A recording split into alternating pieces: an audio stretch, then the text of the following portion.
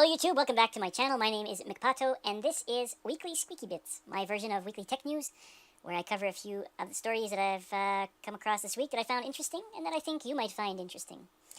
So this week we're covering mostly GPUs and computer cases, so if those are interesting topics for you, stay tuned. Before I start, I'm going to introduce Tornado in the back here. He is my wife's little stuffed animal. She loves him and wanted him to be in this video. So everyone can say hello to Torpedo, or Tornado, sorry, Tornado. That's the little cow back there, and of course Pato is a little duck up top there. So now that those introductions are done, let's jump right in.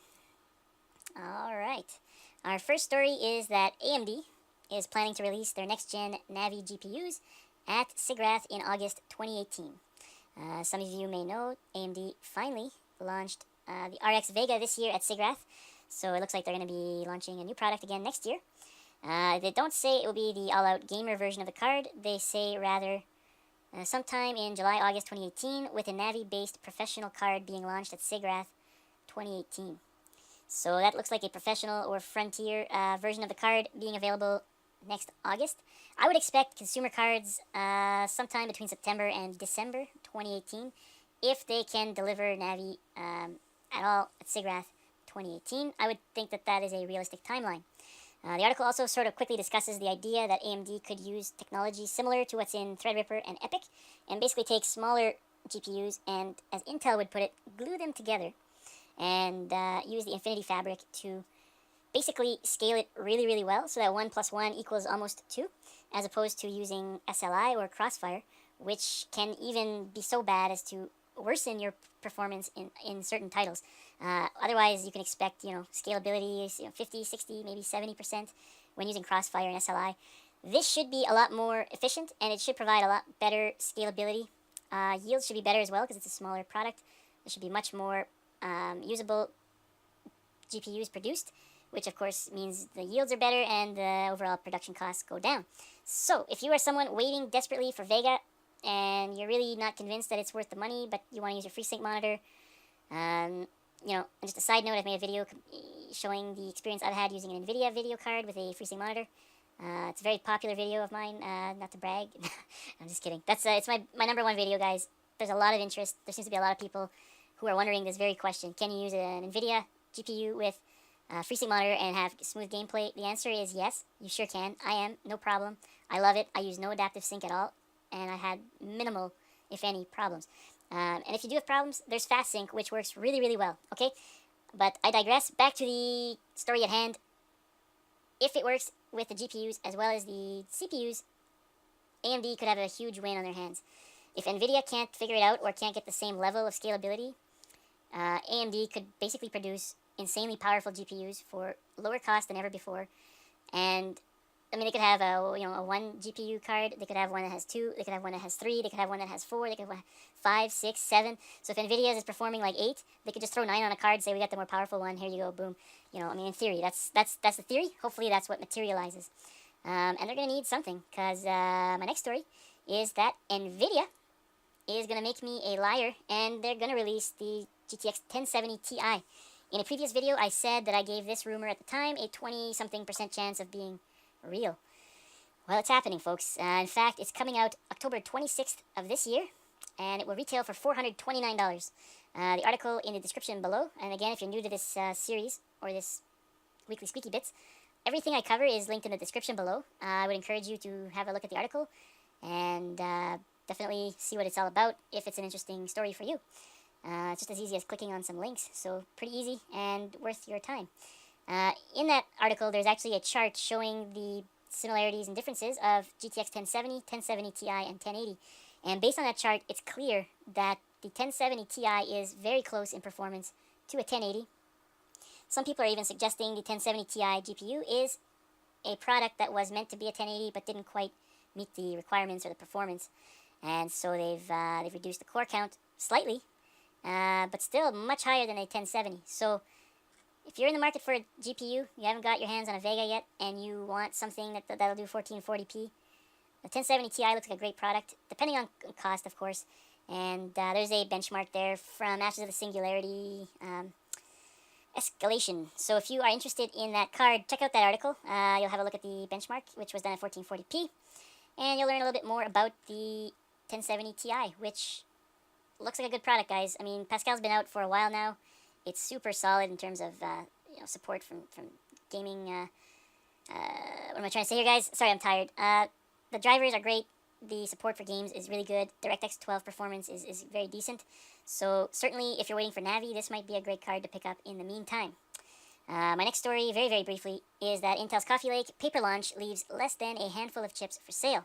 So a lot of people are complaining that despite the good performance of Coffee Lake processors, there just aren't any available.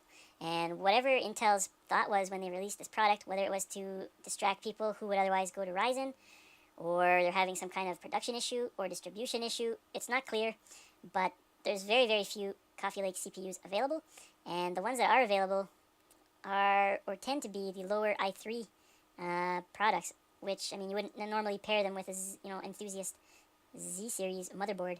You would use a more mainstream or entry-level motherboard. But all that's available right now is the Z or Z370. So, there's a problem somewhere in that supply chain, and we're just waiting for more supply. Apparently, there's going to be some product available starting in early November, but there's no guarantee that the shipments are going to continue to be regular, and there's no mention of how much product will be available. So, if you're looking for a new system, you might have to wait a while for a Coffee Lake. And if you wait until next summer, there'll be Cannon Lake, which will be 8-core, 16-thread, and that'll be interesting to see. So keep your eyes on that. My next story is a follow-up to a story I did earlier on the Cooler Master H500P, which was the half-series case. One of my viewers had asked that I keep you guys informed about it. It was released about a week and a half ago, and depending who you believe, reviews are either really, really good or really, really bad. I've linked 3 different things here. One is an article from Tweaktown where they love the case. They give it an overall must-have Editor's Choice Award and give it a 98% rating overall. If you go to Newegg, the reviews from customers are pretty bad. Some of the headlines are horrible case, great looks, great disappointment, very disappointing, overhyped, rushed, flawed, no RGB control included, surprise problems, disappointment, for the price, reasonable but disappointing, avoid, do not buy, waited months to buy this case but ultimately disappointed, not enough airflow, and Gamers Nexus did a video review on this particular case, and that was a huge problem that Steve had over there. Airflow is not high airflow. It's pretty limited and restricted by design, the way the case covers most of the fan.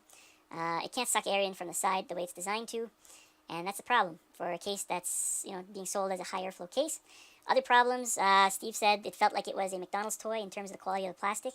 The front face pops off when you pick it up from the bottom. The cover is just flimsy and cheap. So there were some pretty big problems, as well as non-functional buttons on the top for RGB control. So there definitely are some issues that you should consider.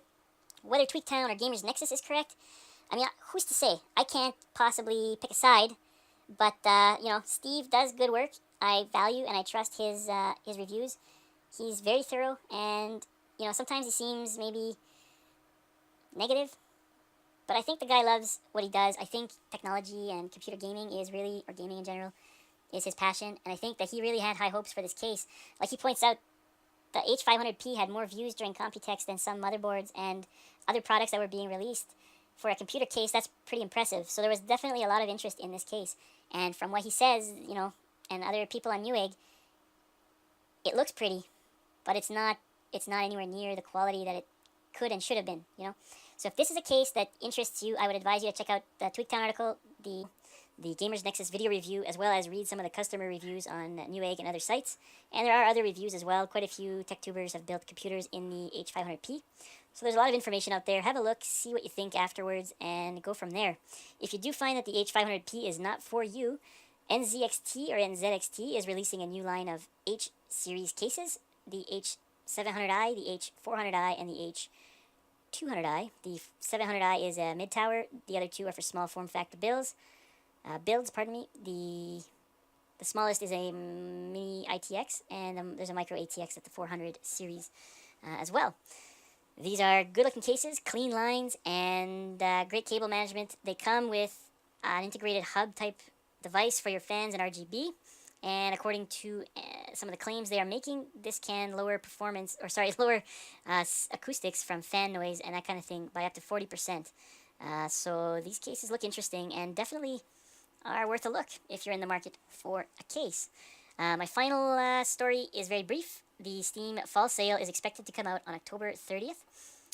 Historically speaking, that's when it's been. And that is coming up in about 10 days. So if you guys are in the market for some PC games, definitely...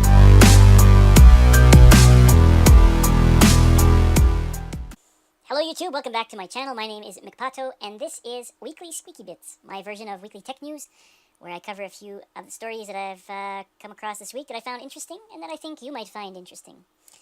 So this week we're covering mostly GPUs and computer cases. So if those are interesting topics for you, stay tuned. Before I start...